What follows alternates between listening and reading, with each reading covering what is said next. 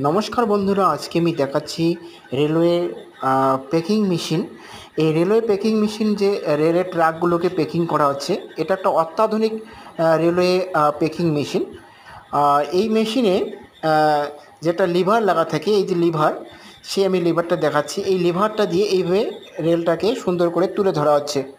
আর তুলে ধরার পরে এর নিচের যে গ্যাপ হয়ে যাচ্ছে, এই গ্যাপগুলো এই রেলওয়ে পেকিংয়ের এই যে দাঁতগুলো দিয়ে পাথরগুলোকে সুন্দর করে নিচের দিকে ঢোকানো হচ্ছে, যাতে কিনা উপরের দিকে ভেসে উঠতে পারে রেলওয়ে ট্র্যাকটি।